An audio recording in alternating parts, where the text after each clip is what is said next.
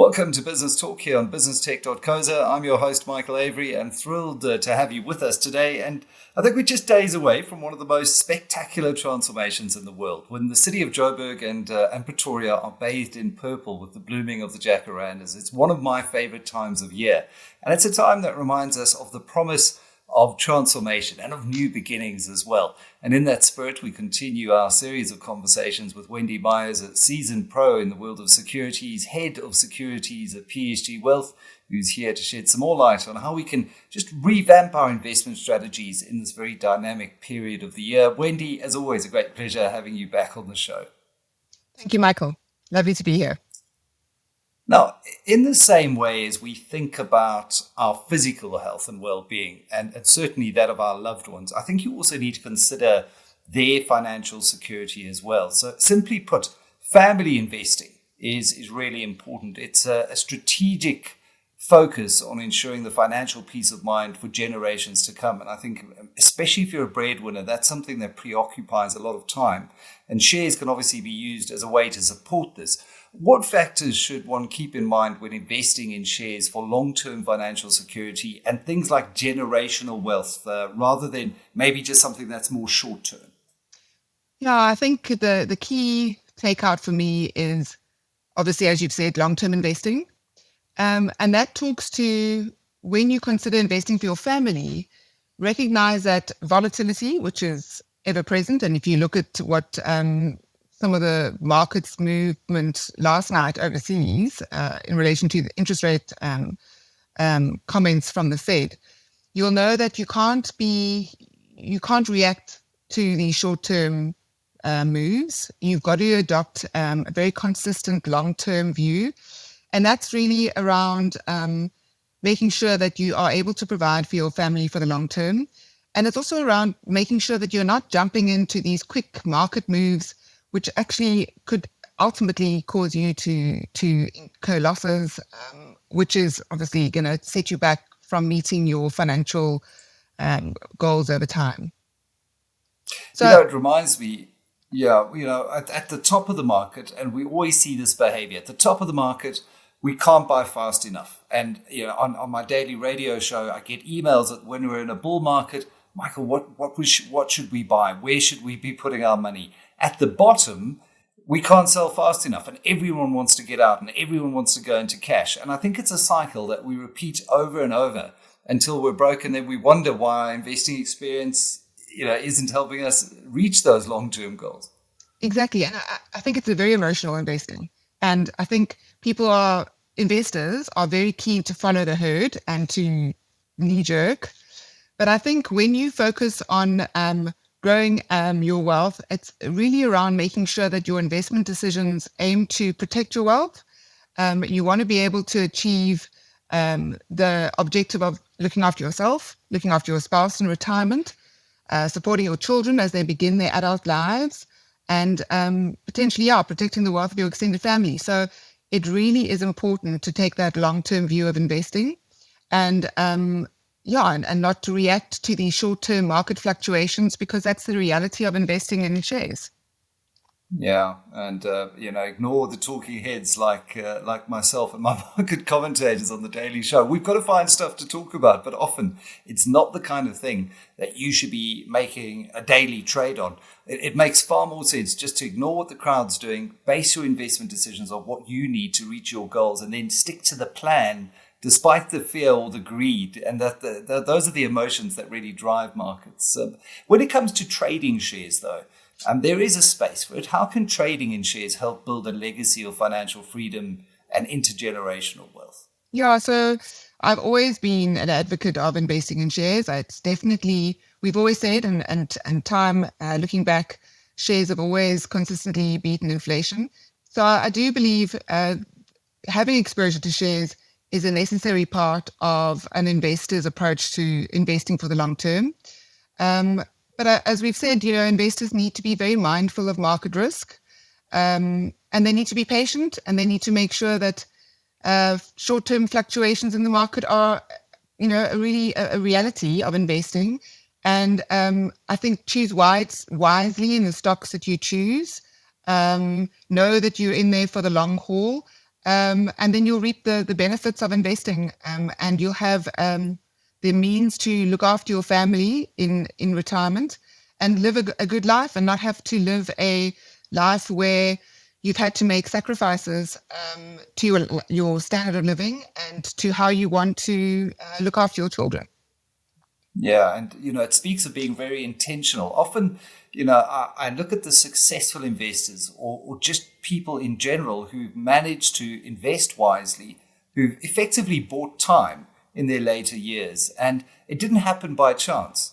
And it didn't happen because they were Warren Buffett. It happened because they were intentional and deliberate and built up these really good financial habits over time. There's no real magic source or magic formula. Absolutely. It's just about having that discipline.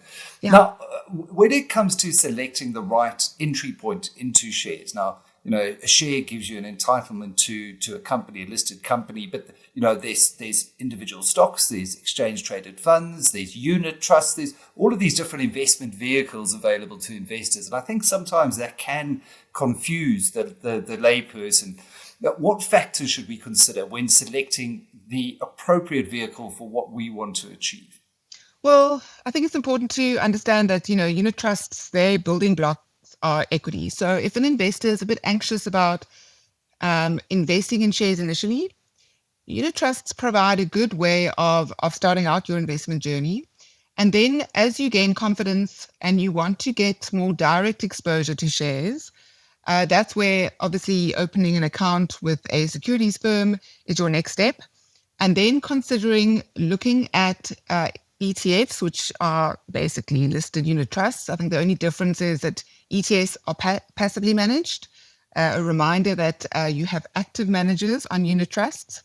So ETFs are also a good way of getting exposure. And then as your confidence grows a bit more, then you would probably look to start making certain stock selections, and your securities platform that you invest on, they will provide the necessary research for you to make your decisions. And then I think for those individuals, they need to remember that as part of your employment, you should have access to retirement products. And they typically fall into 3 different categories. So it would be a pension fund or provident fund or retirement annuity. So those employees where their employer doesn't provide the pension or provident fund, they would typically make investments into a retirement annuity fund. And then it's important to note that they have tax benefits. So it's worthwhile benefiting from those tax benefits while you are employed, and recognize your investments into these products as a long-term investment. I think it's also important to consider that what's beneficial about these type of structures is that there's a prescription to the type of assets that you are allowed to hold in these retirement products. Regulation 28 is a regulation requiring the managers of these products to invest in certain exposures. In other words, as an example, they limit the exposure to certain asset classes. 75% of the allocation can be invested in shares, and the balance can be invested in alternatives. So it just shows you from a regulation perspective how they promote exposure to shares, local and offshore, in achieving your goals from a retirement contribution perspective. And then I think finally, your other option, and we've spoken about this before, but I'm a big believer in investors having exposure to offshore portfolios. I think it's important to note that we're conscious of the rand and how it's weakened over time. We want to be able to feel comfortable that our investments are dollar strong. Considering investing in offshore instruments and offshore portfolios would help you achieve that. And also, just given the fact that I think South Africa represents something like 1% of the investable universe, there are sectors that might not be accessible locally in a listed space. I think biotech, for example, is one that you can certainly access in the US, and it just makes sense if you speak of diversification, which we've touched on in the past, which is a really key principle, that offshore should be part of that natural diversification to build in that strength into the portfolio. And you did touch on the time horizon theme, though, and that, often this is a long-term journey that we're embarking on. Can you just share how different time horizons might influence the selection of shares and our overall investment strategy? Because I think often in retirement in particular, time horizon does have an outsized bearing on the kind of level of risk that we can actually take on. Yeah, well, I think, certainly from my experience, if I look at all the activity that happened, all the retail investors that were trading in the COVID years, you saw massive capital gains in those growth stocks, where a lot of those stocks were probably, there was a lot of flight into them, and they probably weren't stocks that you'd want to hold in your portfolio for retirement. You want to focus on value stocks where they deliver capital gain, but also dividend income. I think we've spoken about this in the past, the importance of dividend income, providing the cash flow required in retirement, and until you get there, to continue to reinvest into equities to compound your investment returns.